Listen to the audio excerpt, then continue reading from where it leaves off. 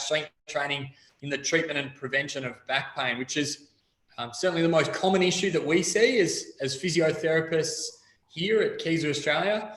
And as Josh has just said, he's a Queenslander originally, did his physiotherapy degree in Queensland, did some work with the Queensland Reds, moved down to Melbourne, did work with the Melbourne Rebels. Josh is both a friend and colleague of mine, and as a physiotherapist, is one of the best physiotherapists that I've worked with. And what he brings, and what you'll hear tonight in his discussions, is he brings an amazing set of experience in elite sports, but it applies it really well to everyday active people. And, you know, those active people might be golfers, they might be walkers, but it basically includes anybody who's looking to do some type of physical activity. And what you also hear really early is Josh's passion for this topic in particular. So, Josh, I'm not going to take too much more of your time. Thanks for your preparation in getting ready for tonight. And if anybody has a question at any point, please pop it into the Q&A down the bottom. And rest assured, I'll try and get through as many questions. I'll try and get as many questions to Josh as I can. I'll just make sure that they're timely in their context. So if I don't ask it straight away, it's only because Josh is probably going to talk about that topic coming up. So, Josh, without any further ado, I'm going to turn my video off, go and have a glass of wine, and I'm going to leave it to you, mate. I'll be back soon, I promise. Where's my glass of wine? Yeah. Thank you for the introduction, Tim. And as Tim mentioned, I'm here to speak about a topic that's quite close to my heart and something that I spend most of my day talking about now with patients at Kieser, which is strength training in the prevention and treatment of back pain. A question for you though, Tim, before you totally disappear. Yes, Josh. You know what would actually be amazing, Tim? What would be amazing, Josh? What would be amazing is if we were actually here tonight to talk about the quick fix for lower back pain, the magic bullet. That'd be Mate, good. I've told everyone, I've talked you up. I've told everyone that's what you're about to deliver. That's why we're recording this. I'm going to share a copy of it with everybody afterwards. You're delivering the silver bullets, aren't you? Tim, I wish I was tonight. And if I was, I would probably be beaming this talk in from my yacht in the middle of the Mediterranean somewhere, as opposed to the fantastic Kieser Ringwood. But unfortunately, no, Tim, not presenting on that tonight. But what I think is poignant is that we start with an article that was in the Sydney Morning Herald a few weeks ago, and you might have seen this one, Tim, as someone who lives in Sydney. And I thought the line and the headline of this article was really appropriate for the talk tonight. And the headline is "Lower Back Pain: Exercise is the Cure, but there is a catch." Did you see this one up in the papers, Tim? Yeah, and it got a fair bit of airtime. I had a few of my patients come in and ask me about it, Josh. I think the editor did a very good job writing that title. Yeah, absolutely. So it's eye-catching because he uses the word cure. But essentially, Tim, what this study found was that the only known intervention really to prevent back pain is what they term prolonged exercise. And the researchers categorized that in this case as 6 months at least of exercise, doing it twice a week and for at least 30 minutes in each exercise session. And the study composed of 647 people. One of the interesting comments that the researchers made was that they likened it to reducing your blood pressure. And so if you were going to exercise to reduce your blood pressure, you can't just do like a day or a week or a month of exercise and expect that to change. It's really months of exercise and it's prolonged activity that can reduce these other occurrences of these other conditions as well. One of the other interesting things that it brought up in the study was that it suggested that people that have lower back pain should be advised explicitly about which exercise programs reduce recurrence. And hopefully within our discussion tonight about strength training in the treatment of back pain, we can give some information to enlighten people on what those things would be in an explicit sense. So to set a little bit of a plan for tonight's discussion, firstly, I'd like to talk a little bit about the back pain problem and how it affects us in Australia and even indeed in the world. Talk about the consequences of back pain. And then I'd like to go through and talk about some treatments that we've all tried. Everything from physiotherapy and massage to strength training, Pilates, generalized movement, and even things like surgery, and potentially go through and compare and contrast these things and give a little bit of information about some strengths and weaknesses of these things. I'd also like to talk about isolated lumbar extension exercise. And I know that there's a number of people on the presentation tonight that are members of Kieser, and they'll know a little bit about what that is already. And then share some what I hope are interesting case studies as well to highlight some of the outcomes that we can get with strengthening exercise-based intervention for lower back pain, and go and look at some of the objective reasons that we do get some of the outcomes that we do with our exercise-based intervention. So, lower back pain prevalence. Treating lower back pain essentially is very, very challenging. It's a problem that has baffled and confused patients and clinicians alike for decades. Now, what the research shows is that 80% of us here on this presentation tonight will suffer from back pain, and up to 20% of us have back pain at any one time, which means literally today. 80% of these people that have the back pain will have at least one episode of recurrence.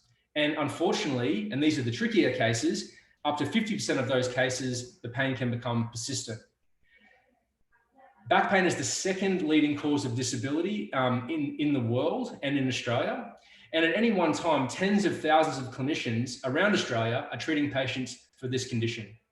So Tim, if you're there, sorry to drag you out of retirement there so quickly again, what do you think about maybe polling the audience on who has had back pain and just getting a bit of a sense of who we're speaking with tonight?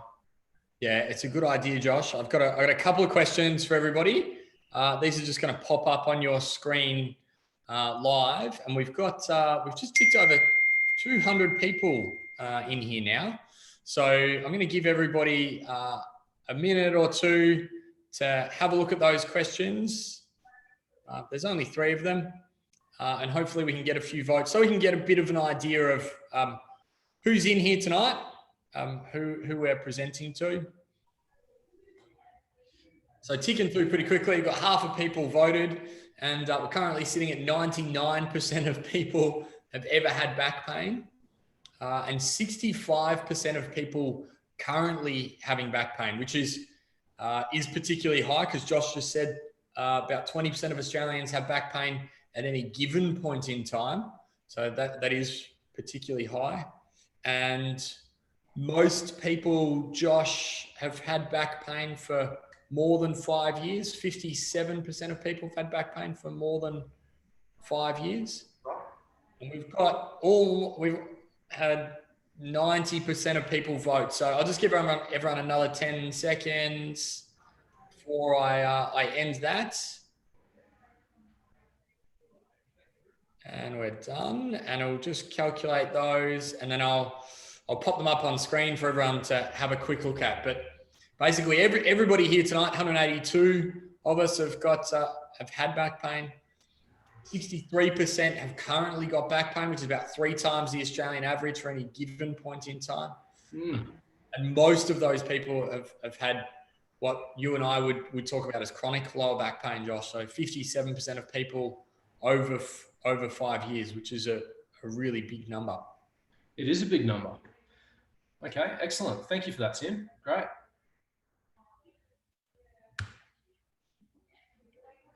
So the next thing I'd like to talk about, Tim, is something that comes up a lot when we speak to patients.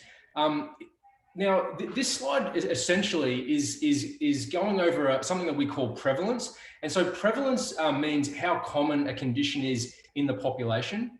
A common question that we hear from people is, my back is sore, do I need a scan? And what I thought would be interesting tonight is to share some research on what we call the age-related normal degenerative changes that occur in the lower back as we go through the decades of age. So there is a level of normality, some level of normality to having some structural issues in the back as we go through our lives. Tim, another question for you. Now that you've jumped out, I'm going to pull you straight back in. How old are you? 34, Josh. My birthday 2 weeks ago. You missed it. Have you, I actually sent you a text, believe it or not. Have you got back pain, Tim? No. You don't have back pain.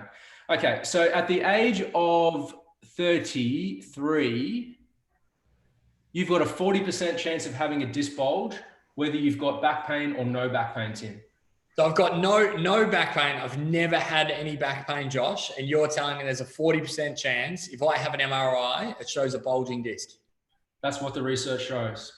And so we need to take that into account when we review imaging and when we think about sending for imaging, knowing, as I said, that there's a certain level of normality to having some of these things occur in the back. So at the age of 60, it's normal to have disc degeneration. In fact, it's abnormal at the age of 60 if you don't have disc degeneration. 50% of 40-year-olds will have a disc bulge. All of them do not have pain. 70% of 70-year-olds have arthritis in the spine, but not all of them have pain.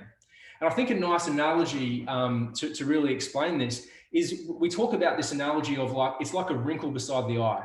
So at the age of 60, most people will have a wrinkle beside the eye. Some people have more, some people have less, but it is normal at the age of 60 to have a wrinkle beside the eye. It's a normal age-related change. And we see something similar to that when it comes to the lower back in terms of the structural condition of that area.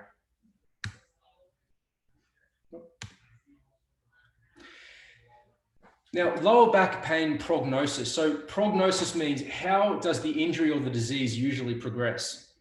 Now, with acute episodes of lower back pain, we often see that in the first 6 weeks, there is a good decrease in pain and disability, and there's a really significant decrease in pain and disability after 1 year.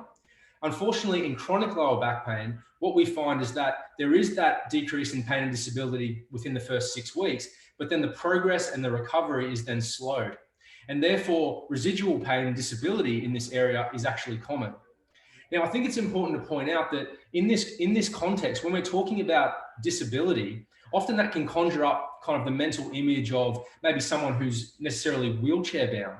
And that's not what we mean in this case. What we mean by disability is effectively the inability to do the things that are important to you that you need to do in your life. What we call the activities of daily living that are limited. So an example of this is that you used to be able to sprint, and then you had an episode of back pain, and then you can only run, then you have a bit more back pain, and then you're only confident really to jog, and then you're only confident to walk.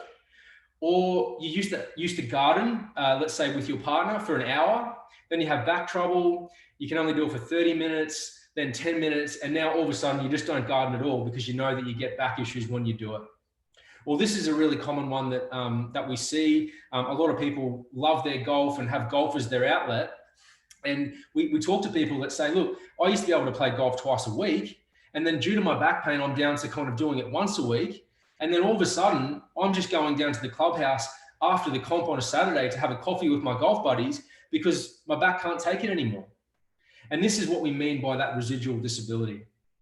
There's something else that, another term that's involved in the research, and that term is called fear avoidance. And what that essentially means is that, again, like with the analogy of you used to be able to sprint, then you can only run, then you can only jog, because these issues are perceived to stir up the condition in the lower back, we then start to avoid those things. And fear avoidance can be in a general sense, like I used to be able to play golf and now I can't.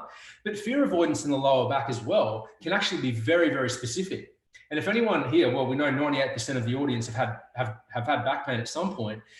It can be something as simple as I don't like bending forwards or I don't like bending backwards. So there can be very specific fear avoidance, or fear avoidance can also be generalized in terms of functional activity. So what I'd like to talk about now is some of the consequences that we see because of lower back pain.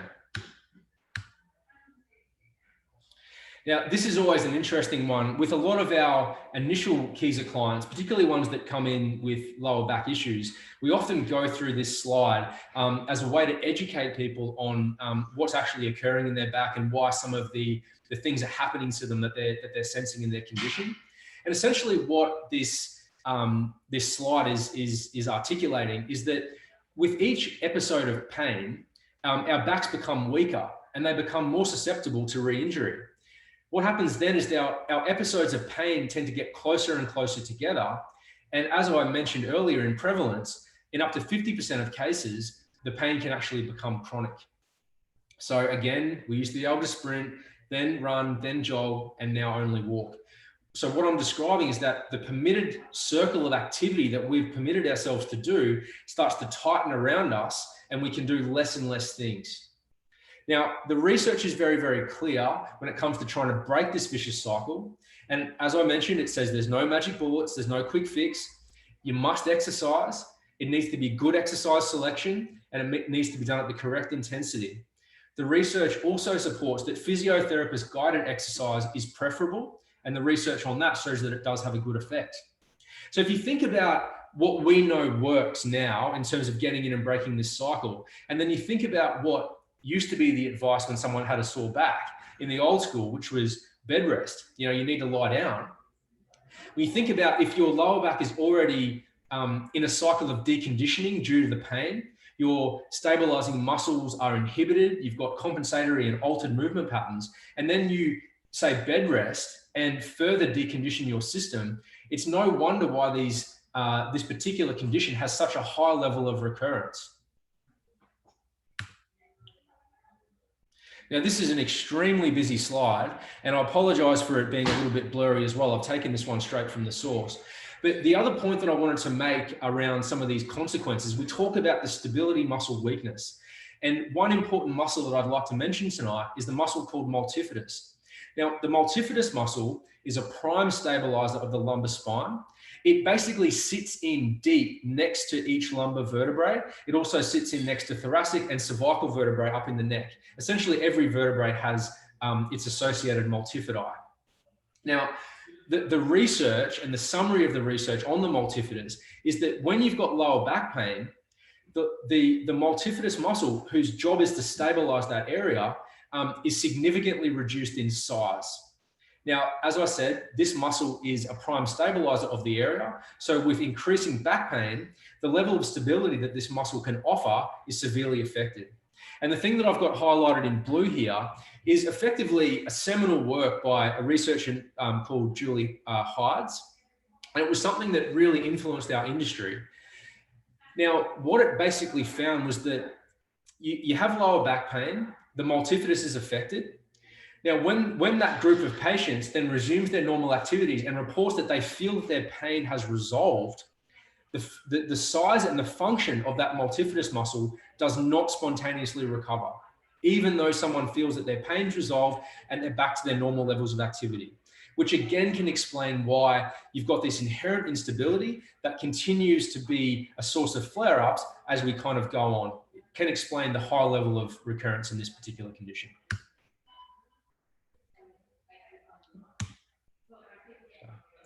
Now, this slide is talking about something called CSA. Now, CSA is essentially stands for cross-sectional area. And in other words, what it's actually talking about is size. Now, this is comparing the size of the multifidus muscle in back pain patients versus people with no back pain. And what the research shows is that there can be a 30 to 46% difference in the size of that stability muscle in someone with back pain versus not a no back pain group. Now, we're not saying that the size of the multifidus muscle is the cause necessarily of the back pain, but it is a consequence of the back pain, regardless of the cause.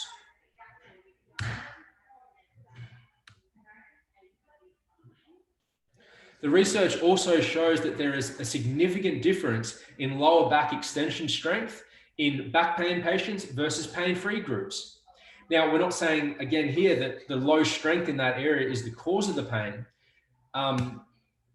but it's one of the consequences of the pain that you end up with low strength. All right, so now I'd like to go through, as I said, compare and contrast, give a little bit more detail on some of the treatments that we have all tried. And Tim, if you're there, where's he gone? He's having his... Gosh, I'm always here for you. Slightly delayed that time as I fumbled around with my mouse, but always here for you. Now, Tim, what do you think on this, before we get into this part of it, what do you think about potentially finding out for our audience what they've tried. Yeah, I think it'll help us get a bit of an understanding, Josh, of what different treatments people have tried. So the first question is asking people to estimate how many different treatment sessions they think that they've had. So any combination of treatment. And then the second question is, which types of treatment have you tried? So if you combined, probably should have asked them in the opposite order, shouldn't I, Josh? What types of treatment have you tried? And then in total, how many different sessions do you think that you've had? We'll do the same thing again. We'll give you a minute.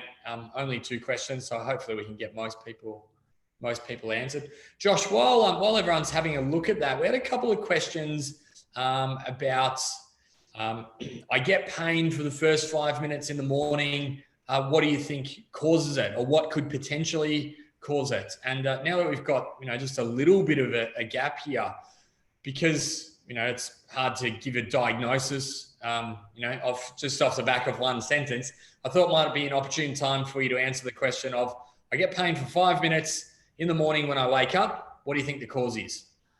Yeah, it's a really, really good question. And look, it's difficult, obviously, without a full subjective examination to really get to the heart of what that might be for someone. But sometimes it can be the facet joints that are in the back of the spine. And as we saw on the slide that talked about the normal age-related changes, at the age of 70% of people have some level of wear and tear in the facet joints of the spine. And in the morning, before we've gotten warmed up, sometimes that area can be quite stiff because it's movement itself that actually draws in the lubrication to the actual joint, so that when you're warmed up and moving, it sort of feels better. And so that's why exercise is such a powerful thing for managing those type of conditions. But often in the morning, whether it's for 10 seconds or 30 seconds or 5 minutes, people do experience that little bit of stiffness in the morning and feel they need a warm shower to kind of get moving and warm up.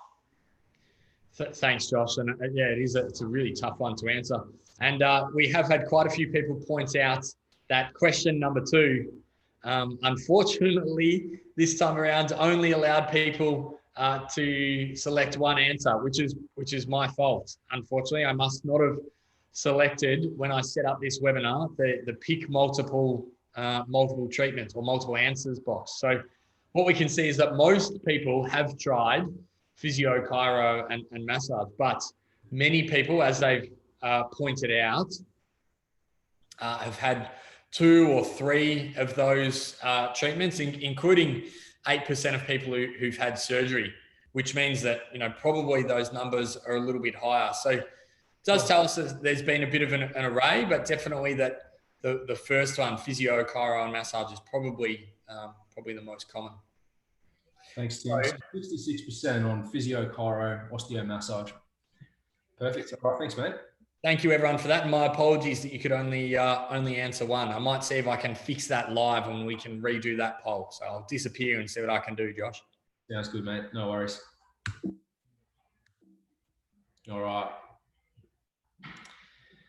So physio, chiro, osteo, massage. Now we're all familiar with this. At least 60% of the audience has actually tried this. And as we know, I mean, you've only got to walk up the high street of any town or city in Victoria or in Australia, and there's many clinics. So it's big business. It's serious business, and it does get some good results. Now, this form of what we would call passive treatment has a lot of advantages. Now, as well as the weakness that we see occur in the lower back with pain, we often see as well that the body tends to compensate for that weakness by tightening some overactive muscles to try to support and compensate for that area of weakness.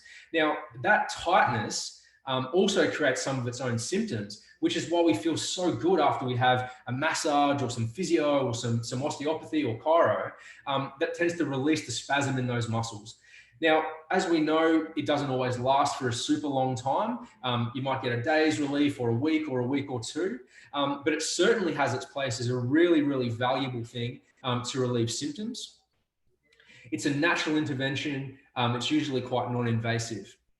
So when we talk about some potential limitations of this form of treatment as a holistic treatment that we would throw to this condition of lower back pain.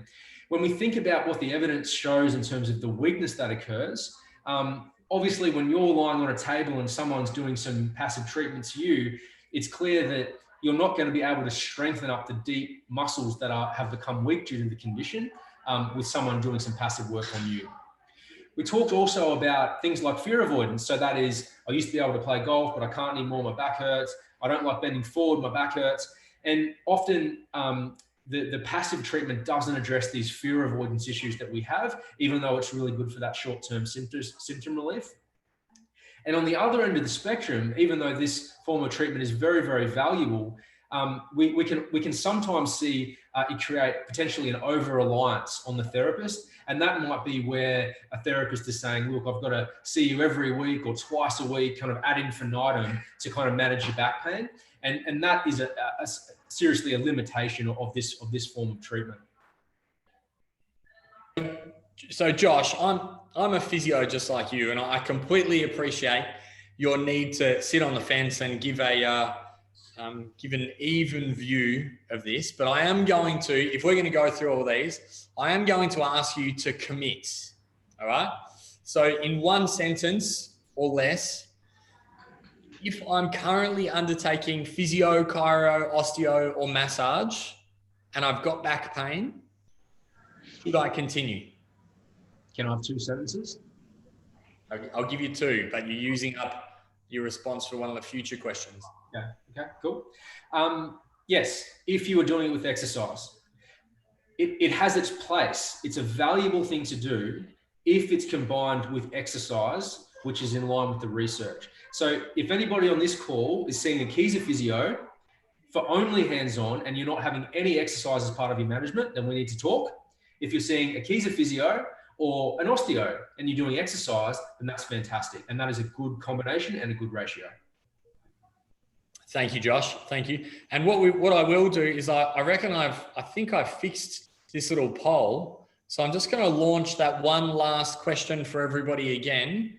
Apologies that we're having to go through this twice, but you should now, I hope, yes, be able to answer, to be able to pick multiple selections. So we will go for another 60 seconds. And what I'll do is I'll pick a question out while we're going through it. What's the best type of bed to sleep on, Josh, when one has a lower back problem? That's a very good question. That is a very, very good question.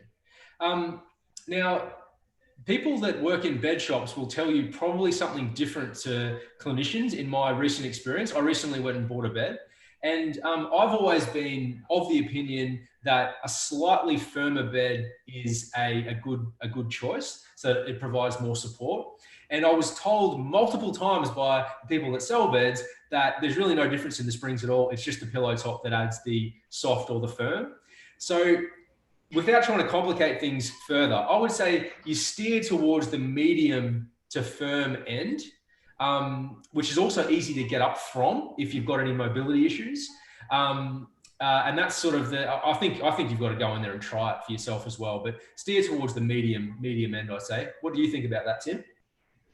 Yeah, Josh, I think it's important for people to understand that there's a lot of theory on which is the correct bed, and companies have invested a lot of money in marketing their theories, but there's actually very little science behind it.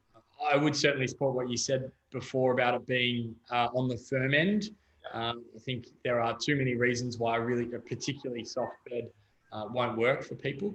But once you get to the firm end, then you need to pick for yourself which is the right material for you. And I have a very similar approach to pillows as well. So everyone should be able to see the polling results now, as should you, Josh. But 96% of people have tried physio, chiro, osteo. 3/4 of people have tried some form of traditional strength training, and 13% of people have had to go down the path of surgery. About half of people have tried Pilates. So definitely we're talking to an audience tonight who've tried many different treatments on back pain. Yep. So they've got plenty of questions, which I'm starting to see come up in the Q&A. So I'll stop interrupting, Josh, and I'll let you get through, and I'll see how many of those questions you answer. Great. It's fantastic to see as well, as you mentioned, that so many people on the presentation have tried so many of these different modalities. So it's fantastic. Okay.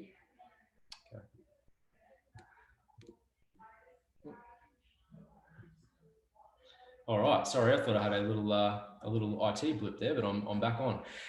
Okay, so traditional strength training, and this is one of my personal favorites. As Tim mentioned, I've got a background that had some experience working in elite sport, and certainly in elite sporting environments, traditional strength training is a very widely used modality, and it is fantastic, especially for really durable, fit, healthy athletic subjects. There's a lot of pros about traditional strength training.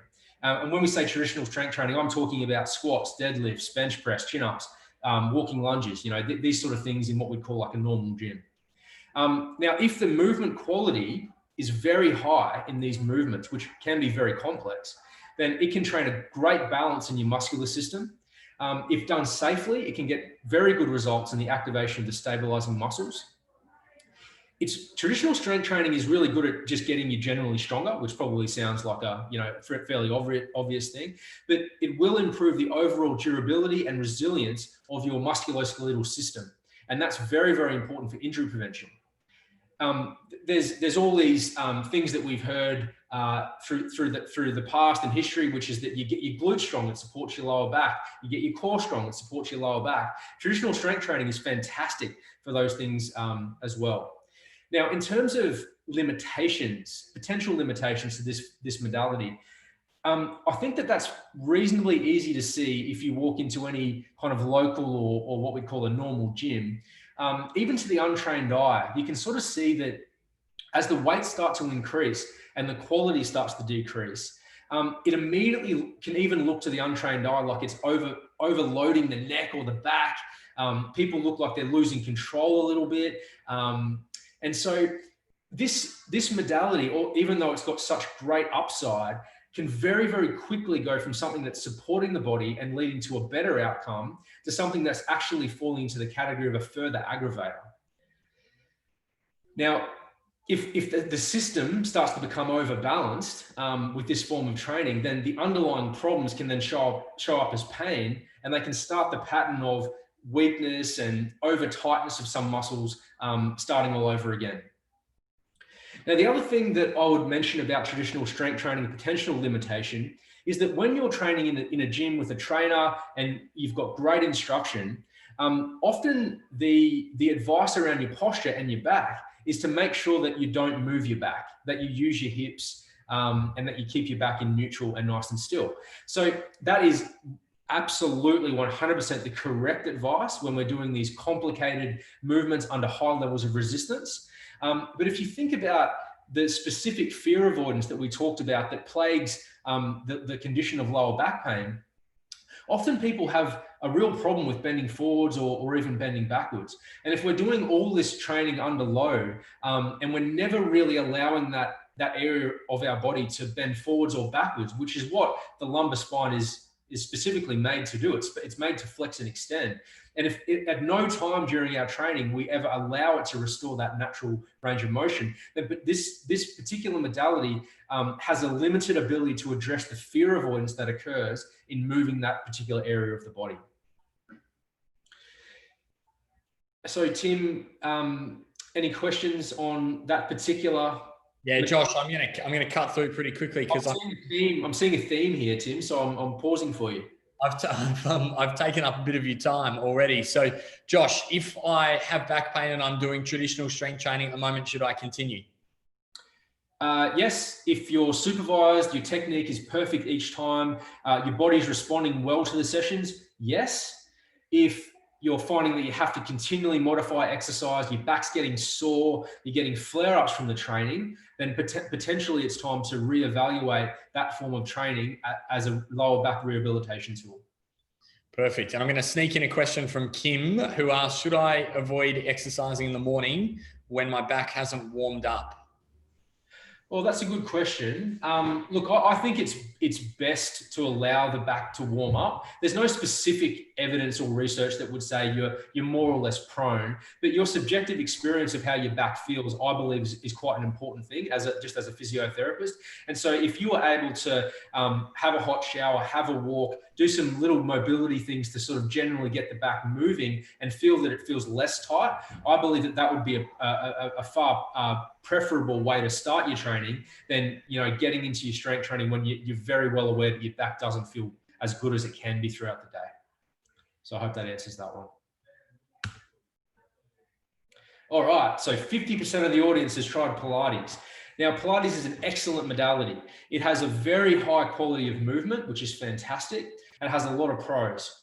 Now, Pilates, because of its focus on the stability muscle system, it has more of a bias towards the stabilizing muscles, which is great. And it tends to address the root cause of some of that stability muscle weakness.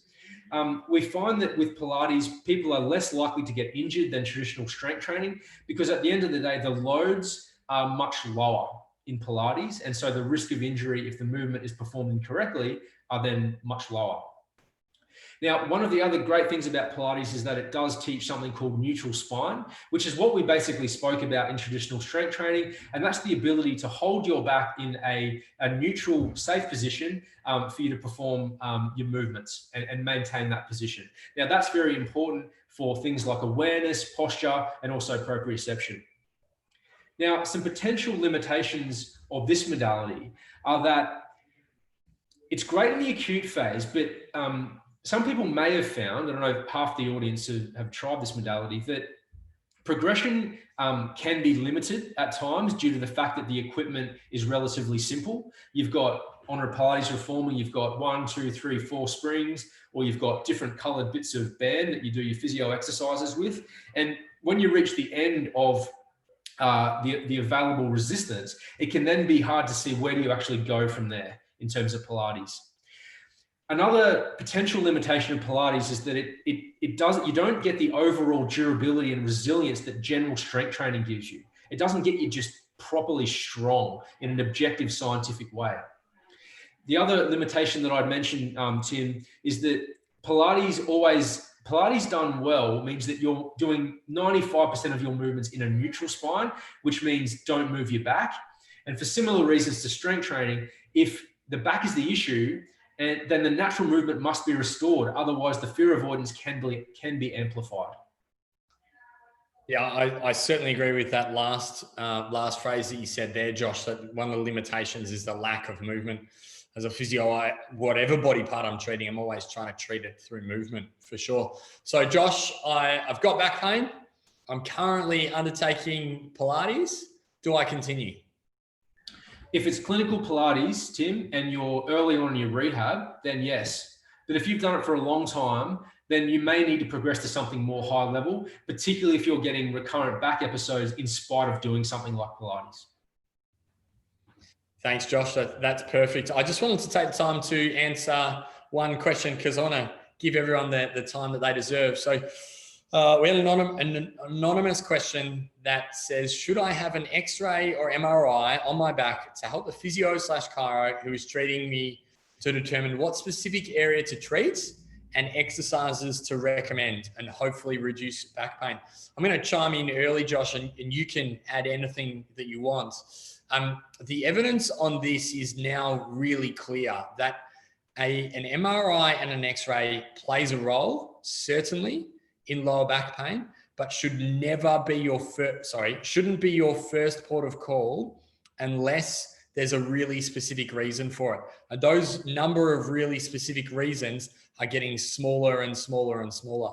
And some really well completed research in a journal called The Lancet recently summarized that we are, as a medical profession, physios, doctors, chiros, all of those, we tend to over-image. And if you refer back to Josh's slide earlier that showed people my age, asymptomatic people my age, 40% of them have a disc bulge. If you MRI'd my back, you might find many false positives. And so we don't anymore treat on someone's images. And for 99% of my patients, an MRI would give me no additional information that I would change my exercise program or treatment upon. There is a small percentage for whom it's really important, but they are very specific conditions. And if you're seeing the right physio or the right chiro or the right GP, then they will refer you for those. But we don't just routinely send people for x-rays or MRIs. So hopefully that answers that question. Josh, anything to add before I let you move on? That was perfect, mate. Took the words right out of my mouth. Okay, so swimming and walking, general movement. A lot of pros about this. It's fantastic. Swimming and walking, they really address those general fear avoidance things about not being sure if you can get back into your normal activity. So it's a fantastic strategy to quickly restore functional limitations. And I noticed that 88% of the people in the audience tonight use walking as one of their modalities, which is fantastic.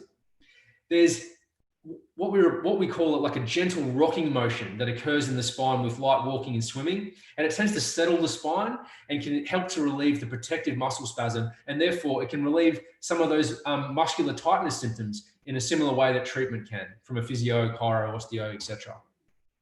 Some of the limitations of this particular modality, even though it's fantastic, is that it's not what we call a sensitive rehabilitation tool. It's not going to address specific weaknesses in specific areas of the body, even though it's a wonderful general way to get the body moving and to restore functional limitations. Any questions on this one, Tim? Yeah, I do, Josh. I do. We're just getting a whole bunch of questions, and I was trying to sort through the next one that I was going to ask you. So sorry, Josh. If I'm currently undertaking a walking program for my back pain, should I continue it? I would insist that you continue it. It's that important, but that alone will not be enough to address your back pain in a way that will prevent recurrence. Yeah, I think that's pretty clear on walking. It's a great adjunct, but not a standalone treatment. Josh, we did have a question asking you to define proprioception, if you could, please. So that's a good question. Proprioception is effectively the awareness of where a body part is in space. So if you think about, for example, use the ankle as an example, there are the ankle proprioception is effectively feedback from that ankle to the brain that basically tells the brain where the ankle is in space and therefore where the body is in space as well. So effectively, it's a feedback system that lets the body know where it is in space. You got anything to add to that, Tim? No, I think that's perfect, Josh. We did get another question from Aiden. Aiden's got back pain, does a lot of walking, 40,000 steps a day, gets tight hip flexors and back spasms and goes to see an osteo. Aiden wanted to know what's the perfect amount of walking or the right amount of walking for someone with lower back pain. The answer to that question, Aiden, very much depends on what type of back pain that you have, because there are some of my patients who can't walk 5 steps because of back pain. And certainly for them, I'm not recommending that they're taking any more than 5 steps for a period of time. And there's other patients that I've got who sit down for a period of time, get very sore, but if the further they walk, the better they feel. So it could vary on a day-to-day basis, and I recommend someone does very little walking, 10 to 15 meters at a time, right through to me recommending 10,000 to 15,000. What I would say in your case is if you're doing 40,000 and you're pulling up sore and you only do 30,000 and you don't pull up sore, well, I would scale back to 30,000. You've got to listen to your body on its recovery. And if you're unsure, then try a couple of days without it, or try a couple of days at a 50% of the load. It'll give you really good information. Josh, the questions are coming thick and fast now, mate. There's quite a few actually about Kieser specific. So I think the LE is of interest to people, and why we use that in particular. Okay, great. Well, let me move through to the LE, because that is essentially where we're going to get to, not next, but very, very soon. So the last of the treatments that we've tried, I know that we all haven't tried surgery. I think it was 13% of people. And so it's worth some attention, I think, tonight, just briefly. Now, surgical intervention is obviously the only thing that can genuinely fix significant underlying structural problems that are above and beyond the normal age-related deficits that we see. Now, in some cases, surgery is the first and only option when there is catastrophic mechanical or neural problems that are caused by acute injury. And in those cases, surgery is extremely valuable. What we want people to understand, I think, when it comes to surgery is that if you've got back pain, surgery probably isn't the first thing that you would want to consider. Now, we're really lucky at Kieser that we work with fantastic surgeons, and at times surgery is very appropriate. And if you do require surgery, the research is very clear that there is an optimal process to follow to get the best outcome. And that process is do some prehabilitation work to work on the balance of the muscles around your back and your core and your body in general. Step 2, see a great surgeon. Step 3, start early and appropriate rehabilitation under the care of a physiotherapist. And the research shows that if we follow those steps, then the outcomes from surgery can be fantastic and greater than even just from surgery alone. We think about the muscle system and we think of the tightness that occurs, the weakness that occurs, the fear avoidance that occurs. We think about and surgery as an intervention, which can fix structural problems, but doesn't address the weakness, that doesn't address the fear avoidance. So although the structure might be fixed, the muscular system post-surgery is in the same position that it was before.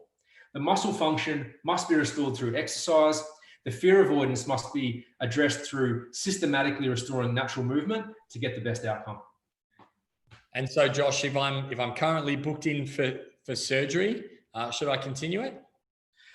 Well, without knowing the whole condition, Tim, that's impossible to answer. In some cases, it's required. If it's an emergency, if you've exhausted all the options that we've talked about, then certainly. Thank you, Josh. And I'll let you get to the topic on everyone's mind. Beautiful. And coming up a little later as well, as I mentioned, is a discussion about 2 patients who have actually had surgery booked, but in the short term have been able to delay surgery in the case study part of this chat. So what I'd like to talk about now is isolated lumbar extension. Now, isolated lumbar extension is effectively the cornerstone of our approach to lower back rehab at Kieser. Now, it's a pretty scary looking machine. You've got this gentleman who's strapped into it. The machine itself essentially keeps the hips and the pelvis nice and still. We're able to then isolate just the movement of the lower back, which is to flex and extend on the machine. And we're able to tailor and customize the use of the machine very, very carefully to make sure that we work only in a pain-free range of motion for the patient. And in fact, this machine has the ability to control the range of motion in the lower back, which is bending forwards and bending backwards, to 3 degrees of range of motion. So we're able to use it in a very, very sensitive way for very severe and significant lower back issues and severe chronic lower back pain. But we're also able to use this machine to rehabilitate people that are quite high level, that are at the other end of the spectrum in terms of their lower back rehab journey. Now, the aims of this particular kind of lower back therapy are that it increases the activation and the strength of the deep stabilizing muscles of the lower back, like the one that we mentioned earlier, which is multifidus. It improves patient function and confidence, it reduces pain, and it prevents recurrences. And as I mentioned, this thing is a gentle giant. We have the ability on this machine to start the resistance on the lower back at 20 pounds. Now, what that actually means is that if I stood up from the chair that I'm on here and I picked up a tissue off the chair and then I stood back up, the forces that would be realized at my lower back from doing that action of picking up a tissue would potentially be more than what the LE would be used at 20 pounds. So our ability is to be extremely gentle and extremely conservative with this particular bit of rehab equipment, which was what makes it so valuable for us at Kieser. Now, again, I apologize for the fuzziness of this one. I took this one straight from the source, but effectively what this is showing is that if we isolate the motion of the lower back with the lower back machine that we use at Kieser, the ILEX or isolated lumbar extension machine, it shows that the multifidus muscle using this particular form of rehab is more active versus other forms of exercise. So we're talking about traditional gym, things like Pilates, general walking and swimming. Now, if we're able to isolate and activate the multifidus muscle, it'll build more size and more strength with consistent training. With an increase in the size and the strength of multifidus, the scores on pain measures reduce and the scores on functional measures improve significantly. So it's pretty simple. If we strengthen the correct muscle, then as you get stronger, your pain reduces. Now, why does Kieser work? Why have we got such a reputation for lower back rehab? The LE itself is a part of the picture, but the LE, the lumbar extension machine, is not a silver bullet. We must adhere to what the Sydney Morning Herald article is talking about, which is that we've got to generally exercise the body, and we've got to do it in a prolonged sense. Now, we combine LE therapy, which also has good research to support it, with a comprehensive exercise plan. Now, we couldn't just use the LE. We need to strengthen the rest of the body as well. Another reason why Kieser works is something that we mentioned earlier, is that we have a multidisciplinary approach. We work with exercise scientists, we work with GPs, we work with surgeons to get the best results for patients. Now, Kieser, as most people that are Kieser members would know from this photo, it's a physiotherapy clinic center that has an array of strength training equipment. And we're able to provide people with a safe environment to start to move and exercise the body, specifically move the lower back on the LE machine, but also move the other areas and strengthen those peripheral important areas of the body as well, under the guidance of physios and also exercise scientists. Our philosophy is simple. We gently expose the deconditioned body parts to exercise. Over time, we increase the resistance and we build strength. Now, what I'd like to talk about now are two case studies.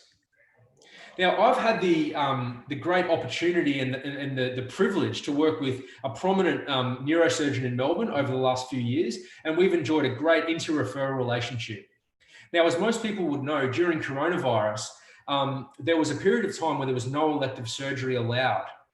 And effectively, in discussions with this surgeon who had 10 patients with significant lower back conditions booked in for what's called a lumbar fusion surgery, these patients were unable to continue with their surgery due to the elective surgery ban. So we discussed having a prehabilitation program, and with a goal to prepare these patients for surgery, and also to see what their outcome was following surgery compared to people that hadn't done a strengthening program before their surgery. Now, a lumbar fusion surgery is where two or more vertebrae in the lower back are fused together to make the area more stable. And another important point to make note of is that when we had the discussion about the goal for this study, we wanted to prepare people for surgery so they got the best outcome, but we were also open to potentially delaying surgery if the pain decreased and the patient felt a lot better. Now, we've completed 8 out of 10 of this particular study so far. And in discussion and reflection in the early stages now with the surgeon, we've been effectively finding for the cohort of people that we've worked with, which have significant lower back issues, that about 30% of that group have what we'd call kind of a low effect from the training, and they go ahead and they'll proceed with surgery. 30% have a great result with the strengthening program, but still elect to go ahead with the surgery and the operation. And 30% of people have a fantastic result with the strengthening program. And in review of the surgeon, the decision is made to avoid or to delay surgery in the short term. So I'd like to share a couple of case studies of people that I've just finished this process with. The first case study is a female in her 70s, and she had a condition in the lower back called a spondylolisthesis. And that is where one vertebrae in the lower back slips forward on one beneath it. And that adds a level of inherent instability to that area of the spine. This patient had had 5 years of back pain and has seen a clinician for hands-on treatment bi-weekly every fortnight for 2 years without much effect. Now, this person was unable to perform the required duties at work and home. This particular patient was still working 6 days a week. Her and her husband owned a business, very fit, active lady, still very much active in terms of work and home, but very limited with what she could do because of her back pain. Now, she reported that her average weekly back pain was a 3 out of 10 pain. And her W2US is her willingness to undergo surgery was in the next 6 months. This is certainly a patient that was not adverse to surgery at all. She'd had multiple surgeries on other areas of the body, and her mindset was completely understandable. She said, look, if I've got to get the surgery done to reduce this pain and this issue, I'm more than happy to get it done. So of course we used the LE therapy with this particular patient. We started at 20 pounds. Like I said, picking the tissue up off the floor, off the chair, very, very gentle, very, very light. Over a 10-week period, we got to 80 pounds. We did it in a gradual, safe and slow way. Now, for those of you in the audience wondering just how youthful and fabulous this 77-year-old woman looks in the picture, I wish I could say this was another happy side effect of the LE training, but I'm sorry, it's not. This is a stock photo of another patient. And if you look closely, you will see that your MC for this evening, here's Timothy operating the LE. So good on you, Tim, rolling up the sleeves there and getting stuck into it. Proof that I do work hard, Josh. Oh, very good. Now, of course, we didn't just use the LE, we used the other machines in Kieser as well. So we had a comprehensive exercise program for this patient. So what I thought would be interesting is to share the pain scores before and after the intervention. So I'm really happy to report that previously the average score of pain for the week for this particular patient was a 3 out of 10. Afterwards, she reported a 0 out of 10. That doesn't happen for every patient, but this has been a really happy side effect of the intervention for this particular patient. Now, in review and consultation with the surgeon, even though this patient's willingness to undergo surgery before the exercise program was 6 months, afterwards, she said, look, my back feels pretty good. I'm happy to just wait and see and review in potentially 1 to 3 years. And the surgeon was in agreement with that. So I think where my mind goes with that is going, right, what is it about the things that we're doing at Kieser that enables this patient to have that outcome when she'd been getting treatment bi-weekly for a period of 2 years before trying Kieser? And so I think part of what can explain some of these results is some of the objective testing that we've done with these patients. So I'd like to share some of those results. So effectively, this slide here is showing lumbar extension strength. So this is lower back testing on the lower back machine that we showed earlier. The blue line is the patient's lower back strength before the intervention, before the training. And the green line up here is the results following the training. So this patient was able to go from the 16th percentile to the 87th percentile compared to a cohort of females of the same age, height, and weight with no back pain. So what effectively that means is that this patient came and saw us with a weak lower back. And when she finished that 10 weeks, her lower back was a lot stronger, which can start to explain why her functional level improved and also her pain reduced so significantly. So this is a busy slide, but I just want to call your attention here to the blue columns. And what the blue columns are, they're showing the amount of load and resistance that were completed in every session on the lower back machine as the patient went through the 10 weeks of training. And you can see that from left to right, there's a gradual, gentle progression in the resistance that was able to be tolerated in training on the lower back machine. And I think it's really important to point out here as well is that you can see that it wasn't all just up in a straight line, that there's actually a few little regressions in here from time to time. And if you've got a significant back issue, it is also normal to have good and bad days. We talk about this 2 steps forward, 1 step back thing. But what's really important in this case is that overall, there's a great trending upwards in strength over time. As I mentioned, we didn't just train the lower back, we trained the other areas as well. So A3 before and after, blue is before, green is after. There was a significant increase in the glute strength, which is what A3 pertains to. The B1 is talking about quadricep strength, so we're talking about legs. And there was a significant increase in that area as well over this training program. The hamstrings improved significantly, and the F2.1 is talking about the core and the abdominal strength. So just like it was mentioned in the Sydney Morning Herald article, generally strengthening the whole body is best. Now, case study 2.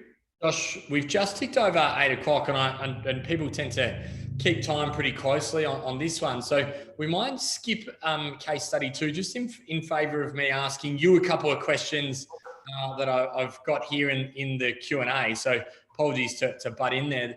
A question I really liked, just asked a couple of minutes ago, was at Kieser, how is one set of 15 to 20 repetitions, so 90 to 120 seconds, enough to increase strength? Aren't more sets or more repetitions required? Great question. One of my personal favorite questions, because I think people that have got any background in strength conditioning should ask that question when they come to Kieser. And the answer to that, Tim, and I want you to chime in here as required as well, because you've got great knowledge in this area. But part of our ability to use single set training at Kieser is due to partly the machines, which are able to isolate and load the muscles in a really, really effective way. But secondarily, the training technique that we use, which effectively is optimizing a variable called time under load. Now, the way that we train at Kieser, which is a very quality specific mode of training, things are done slowly and carefully, whether you're training with low weights or high weights, it means that there's no rest periods for that muscle as people are going through a set or a rep. So effectively, we create a high level of time under load that is unbroken by things like putting the weight down or speeding through a part of the repetition, which might happen with free weights. And then over time, Tim, the fatigue builds up in an accumulative way in the muscle. And that is the prime factor that governs how strong someone becomes. So it is difficult to be able to work single set and get a great outcome. But the entire Kieser model is based around being very specific to make sure that we can optimize the efficiency of training and get the best possible result by increasing time under tension and increasing the fatigue in the muscle per set. Yeah, Josh, I reckon you and I could probably talk for half an hour on this question alone. And what I would say is it's a great question because it's a natural human instinct. If I'm doing a little bit and I'm getting a bit better, surely if I do twice as much, I'll get twice as good, or I'll get there twice as quickly. And I can tell you it does not work like that. And it's been, because it's such a logical, good question, it's been researched quite a bit. So if you train once a week, 2 times a week, 3 times a week, 4 times a week, or if you do 1 set or 2 sets or 3 sets, those variables have been looked at. And what they found is that you need a certain amount of volume, but additional volume of your exercise isn't any more beneficial. And what we do know as clinicians is that more volume, like high repetitions, is actually a risk factor. So if there's minimal or no reward, but we know that the risk goes up, there's just no way that we would recommend it. So it's logical, but the evidence shows that your body doesn't always apply to logic. So really good question, that one. I've got another one, and I'm going to ask this one because I hear it quite a bit from clients of my own. I've had 2 micro discectomies, and I find I'm nervous using the lumbar extension machine and use a very low weight. Is this beneficial? So take out 2 lumbar micro discectomies. I'm nervous doing exercise, or I'm nervous using the LE machine, and I use a low weight. Is it still beneficial, Josh? Well, I think it's number one, it's really normal. You know, we've talked about fear avoidance, and with 2 microdiscectomies, it's obvious that there's been a significant history of lower back pain there. So I think some remnant of that fear avoidance is completely normal. Is it beneficial? The research shows that to be able to isolate and strengthen the area, the multifidus muscle, which sits beside that area that's had the surgery, and even the lumbar levels that haven't had surgery, to offer as much inherent stability and strength to that area through targeting it in a slow, safe, gradual, and controlled way with a lumbar extension machine is a heavily supported intervention in terms of the research. So long answer is essentially yes, it is. But if there's any doubts or feelings of discomfort during it, then I would certainly advise that there's certainly physiotherapist guidance around that, and potentially if you're using that at Kieser, and certainly going back and touching base with your physiotherapist regularly is a really, really important part of that ongoing evolution of the correct program for every single individual. And the only thing I'd add to that, Josh, which will also answer Aiden's question about reprogramming your brain and pain, is that if you've had a significant history of back pain, start as small a range of movement or as light as you need to on the exercise. But if you do it and it feels okay, and if you recover afterwards and it doesn't make you worse, then you really need to acknowledge that, all right, I did that movement and I felt okay and I recovered. And so then in the next session, you want to do a little bit more. Now that only might be a little bit more time or a little bit more weight or a little bit more range. But if you can do just a little bit more a couple of times over a month, all of a sudden you're doing a fair bit more. And you tie that together over the second month and the third month because you recover okay and you don't get worse. And then it will have a bigger effect. So we're not trying to solve anyone's back pain in one session on the LE. Absolutely not. We're trying to put together a program where over time you are able to address the issue by building up both your strength and confidence. So we might just answer one more question, Josh. And I've got one from Michael Maguire who says, is it possible to build strength without building muscle bulk? The answer to that, Michael, is yes. Certain forms of training have been shown through the research to be more biased towards something called hypertrophy, which is building muscle bulk. And certain forms of training and repetition ranges have been shown to increase strength. So the answer is yes. With certain kinds of training, you can certainly bias it more towards strength. Doing heavier weights for lower sets, for lower time, I should say, tends to build strength more so than building hypertrophy. Anything to add to that one, Tim? No, I haven't, Josh. I said that was my last question, but I did see a question pop up from Ramona, who's a former client of mine, patient of mine from back at Kieser, South Melbourne. It's been a little while since I've been there, so I couldn't help myself but answer Ramona's question. And she did give a big rap to Todd Scarce as well. She said, when Todd recommended using the A2 machine for my tight hip flexors, it's been the best thing for my lower back. Do you recommend that for some people? The answer, so firstly, hello, Ramona, but the answer to that is yes, absolutely, we do. Like Josh started this presentation, the lumbar extension machine is not the silver bullet. It's a really important part in getting muscular strength around your lower back, but that in and of itself often won't be enough. And sometimes it's one of the other machines or pieces of equipment that steps people up a level and maybe even complements what they've done on the lumbar extension exercise. The A2 machine, which works your hip flexors, is a fantastic exercise to try and strengthen them.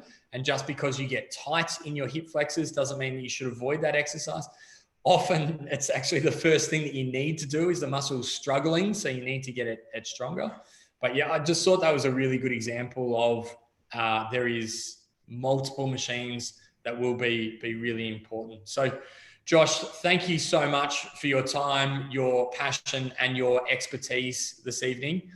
We do have another 22 questions, which unfortunately we won't get time to answer tonight, but I think that's an indication of how much people enjoyed your presentation. We'll make a copy of this available to everybody, so you can go back and have a listen to Josh again. And what Josh and I might do is grab a copy of these questions and try and write at least the answer to 4 or 5 of them so that we can include those in the email that comes out. Give us till Monday. Josh, I know you're pretty busy getting ready for the opening of Kieser Mornington. So, but trying to manage Kieser Ringwood and starting up a clinic down in Mornington, I think the least we can do is probably give you till Monday to get that email out, mate. Thanks, Tim. All right. Thank you very much, everybody. Hope you enjoyed this evening. Stay safe, stay healthy, stay strong. Thank you. Thanks, everyone. Bye.